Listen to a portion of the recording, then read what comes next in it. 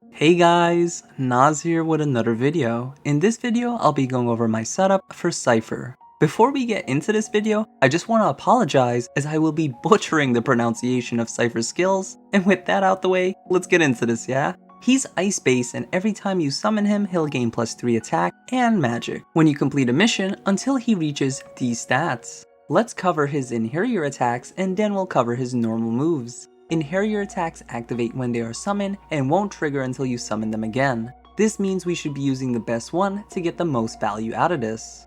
Tauren is consistently the best for single target damage, but let's go over the rest first. Zana is a 2-hit melee attack that tosses the enemy towards you so you can attack them easier. This is good, but our other options are better. Ryo-Sen has a 2-second delayed line AoE attack that hits up to 10 times. Enemies get staggered a whole time, making this very powerful. Yosohochi is another 2-second delay attack, but this time it's a huge conal. This can hit up to 10 times and each hit staggers the enemy. As you can see, Cypher excels at interrupting your enemy, which is very good. This is your best AoE attack and you should use this for most trash fights, but for bosses, you'll want to swap back to Tauren. Tauren is 2 small AoE tornadoes which hit 4 times per tornado. Each hit staggers the enemy, which is great to take the pressure off you. These rack up the elemental gauge the quickest, so I stuck with this for boss fights. Now your normal moves are what they'll be using for the remainder of time they are on the battlefield.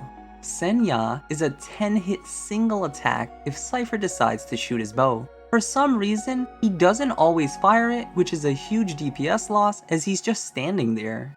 Shinatsuki has a bit of a delay, but once it goes off, it can infinitely loop an enemy. This is 10 hits towards your hit count per enemy caught under the AoE. This is my favorite one to use for trash fights.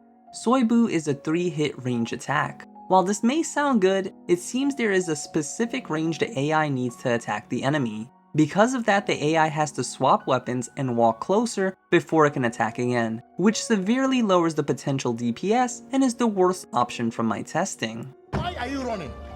Why are you running?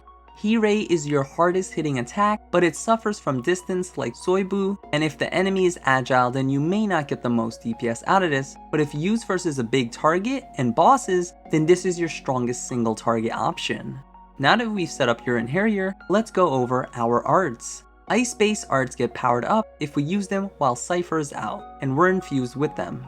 I say this because you can have 2 Einherjars out at once, which may override the ice-infused buff. Hail Shot is a spread attack that's good for AoE as it can hit multiple targets in front of you. If you're close in melee range, then every single hit will hit the enemy, which is one of the highest damaging arts in the game. If used under Cypher's buff, then it'll spawn a tornado, like our Einherjar attack Tauren.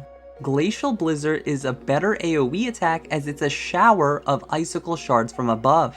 If used under the ice buff, then it'll also create a huge glacier exploding afterwards. Both of these arts are absolutely amazing, and I'd recommend Hail Shot for single target damage and Glacial Blizzard for AoE. And with that, I give you my setup I used for my whole playthrough on hard mode. Don't forget, if this video brought value to you, please leave a like and consider subscribing to see more as I play a wide array of RPG games and I break them down just like this. Until the next video, I'll see ya.